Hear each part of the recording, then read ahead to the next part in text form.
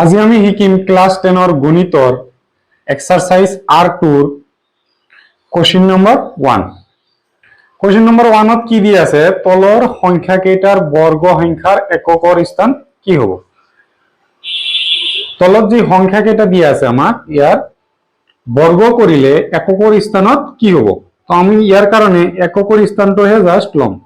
কি দি আছে ইয়াৰ এককৰ স্থানত 2, ইয়াৰ বৰ্গ কৰিম আমি 2 স্কয়াৰ মানে কি 2 ইনটু 2, তাহলে 2 আৰু 2 পূৰণ কৰিলে কিমান হ'ব 4। এককৰ স্থানৰ অংক কি হ'ব, এককৰ স্থানৰ অংক কি হ'ব 4 হৈ যাব। ইয়াৰ এককৰ স্থান অংকটো লম আমি, কি দি আছে 9, ইয়াক স্কয়াৰ কৰিম 9 ইনটু 9, 9 9 যাৰ কিমান হ'ব 81। 81 ৰ এককৰ স্থানত কি আছে 1 আছে, তেনেহলে ইয়াৰ এককৰ স্থানত কি হ'ব, এককৰ স্থানৰ অংক, ইয়াতো অংক হ'ব, অংক 1 হৈ গ'ল। নেক্সট দি আছে 0 যদি দিয়া থাকে তেনেহলে ইয়াৰ এককৰ স্থানৰ অংক কি হ'ব 0 হ'ব।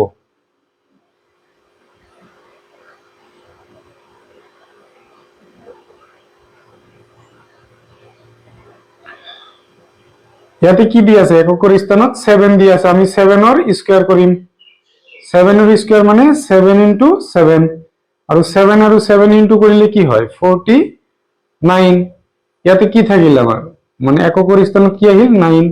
তেনেহলে এককৰ স্থানৰ অংক হৈ যাব স্থানৰ অংক কি হ'ব 9। নেক্সট কোশ্চেন নম্বৰ 2 কি কৈছে, তলৰ সংখ্যা কেইটা পূৰ্ণবৰ্গ নোহোৱাৰ কাৰণ কি। পূৰ্ণবৰ্গ নোহোৱাৰ কেইটামান কাৰণ আছে। যদি এককৰ স্থানত 2 থাকে, 3 থাকে, 7 8, আৰু যদি অযুগ্ম সংখ্যক 0ৰে শেষ হয়, মানে এটা 0ৰে শেষ হৈছে বা 3টা 0ৰে লাষ্টত 3টা 0ৰে শেষ হৈ গৈছে বা 5টা 0, মানে অযুগ্ম সংখ্যক 0ৰে সংখ্যাটো শেষ হৈ গৈছে, তেনেহলে সেই সংখ্যাবোৰ কি হ'ব পূৰ্ণবৰ্গ নহয় আমাৰ। তো প্ৰথম 1 ত কি দি আছে 1057, এককৰ স্থানত কি দি আছে 7, কন্ডিশনত কি আছে 2 3 7 আৰু 8, এই সংখ্যা কেইটাত থাকিলে আমাৰ পূৰ্ণবৰ্গ নহয়, তেনেহলে আমি কাৰণ কি লিখিম, এককৰ স্থানত 7 থকাৰ বাবে পূৰ্ণবৰ্গ নহয়। নেক্সট কোশ্চেন নম্বৰ 2 কি দি আছে 7 9 2 8, এককৰ স্থানত কি দি আছে এককৰ স্থানত 8, আমি জানো কি 2 3 7 8 এইবিলাক যদি থাকে এককৰ স্থানত তেনেহলে আমাৰ কি হয় পূৰ্ণবৰ্গ নহয়, কাৰণ এককৰ স্থানত 8 থকাৰ বাবে পূৰ্ণবৰ্গ নহয়। নেক্সট কি দি আছে 2 2 2, কাৰণ কি হ'ব এককৰ স্থানত 2 থকাৰ বাবে পূৰ্ণবৰ্গ নহয়, ইয়াতে আমি চালো। নেক্সট কোশ্চেনত কি দি আছে 640, কেইটা 0 দি আছে শেষত এটা 0 আছে, কাৰণ শেষৰ ফালে অযুগ্ম সংখ্যক 0 থকাৰ বাবে পূৰ্ণবৰ্গ নহয়। এটা 0 মানে কি অযুগ্ম সংখ্যক 0, মানে আমি আগতে কৈছিলো এটা 0 থাকিলে এটা 0ৰে যদি সংখ্যাটো শেষ হৈ যায় তেনেহলে পূৰ্ণবৰ্গ নহয়, 3টা 0ৰে হলে নহব, 5টা 0ৰে হলে নহব, 7টা 0ৰে হলে নহব, কিন্তু 2টা 4টা 6টা এনেকে 0 যদি লাষ্টত দিয়া থাকে তেনেহলে, যদি এনেকুৱা নাম্বাৰ দিয়া থাকিল হয় সাপোজ 6400, এনেকুৱা যদি দিয়া থাকিল হয় 2টা 0ৰে শেষ হৈছে তেনেহলে এইটো পূৰ্ণবৰ্গ হ'ব, 3টা 0 হলেও নহয়, 4টা 0 হলে আকৌ হৈ যাব। নেক্সট আমাক কি কৈছে কোশ্চেন নম্বৰ 3, তলৰ সংখ্যা কেইটাৰ বৰ্গ কিমান হ'ব, মানে আমাক বৰ্গ উলিয়াব দিছে। প্ৰথম দিয়া আছে 19, বৰ্গ মানে কি 19ক আমি স্কয়ার করি 19ক স্কয়ার করলে কি হবো 19 ইনটু 19 19 ইনটু 19 আমি করি চাও 19 19 9 9 যার কিমান হবো 9 9 যার 81 81 और 1 হল 8 হাতৰ 8 থাকিল 9 1 যাৰ 9 আৰু 8 প্লাস কৰিব লাগে 9 আৰু 8 প্লাস কৰিলে কিমান হ'ব 17 পুৰণা নিয়ম হিচাপে এক ঘৰ কাটি দিব লাগে 1 আৰু 9 ইনটু কৰিলে কিমান হ'ব 9 হ'ব 1 আৰু 1 ইনটু কৰিলে 1 হ'ব এতিয়া আমাক কি কৰিব লাগে নিয়ম হিচাপে যোগ কৰিব লাগিব কি আহিব 1 7 আৰু 9 কি হ'ব 16 16 और 6 হাতৰ থাকিল কিমান 1 1 আৰু 1 প্লাস কৰিলে 2 হ'ব আৰু হাতৰ 1 3 হৈ গল তেনেহলে ইয়াত আমি কি লিখিম 3 6 1 কোশ্চেন নাম্বার 2 কোশ্চেন নাম্বার 2 কি দিয়া আছে 37 ইয়াৰ বৰ্গ উলিয়াব লাগে 37 ৰ বৰ্গ মানে কি 37 ইনটু 37 আমি ইনটু কৰি চাও 7 7 jar 49 49 और 9 বহিব হাতৰ থাকিল 4 7 আৰু 3 ইনটু কৰিলে কি হ'ব 7 3 গুণ 21 21 আৰু 4 প্লাস কৰিব লাগে কি হ'ব 5 25 তেনেহলে ইয়াতে 25 বহি গল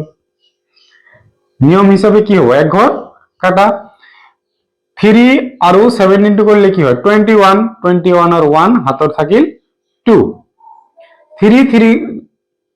ইনটু কৰিলে কিমান হ'ব 9 আৰু আগৰ আছিল 2 তেনে হৈ গল 11 কি হ'ব 9 কি হ'ব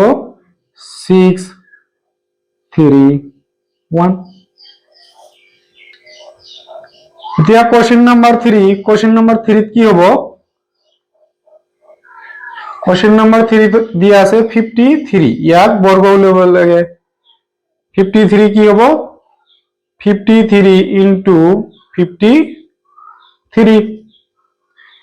আমি ইনটু কৰিব লাগে 53 53 3 আৰু 3 ইনটু কৰিলে কিমান হ'ব 9 3 আৰু 5 ইনটু কৰিলে 3 5 গুণ 15 এক ঘৰ কাটা যাব আমাৰ 5 ইনটু 3 কৰিলে কিমান হয় 15 15 और 5 হাতৰ থাকিল 1 5 5 যা 25 আৰু 1 26 হৈ গল কি বহিব 9 5 আৰু 5 প্লাস কৰিলে কিমান হ'ব 10 10 ৰ 0 হাতৰ থাকিল 1 2 আৰু 6 8 কিমান হৈ গল আমাৰ 2809 কোশ্চেন 4 কি দিয়া আছে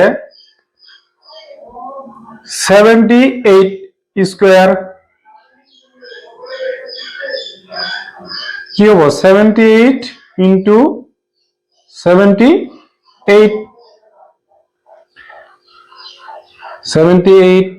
78 ইনটু করি 8 8 jar 64 64 और 4 হাতৰ থাকিল কিমান 6 8 7 jar 56 56 আৰু 6 কি হ'ব 62 এক ঘৰ ক্যান্সেল 7 8 jar 56 56 और কি হ'ব 6 বহি যাব হাতৰ থাকিল 5 7 7 jar 49 49 আৰু 5 প্লাস কৰিলে কি হয় 54 প্লাস কৰিব লাগে আমাৰ 4 2 আৰু 6 প্লাস কৰিলে কিমান হ'ব 8 6 আৰু 4 প্লাস কৰিলে 10 10 और 0 বহিল হাতৰ থাকিল 1 6084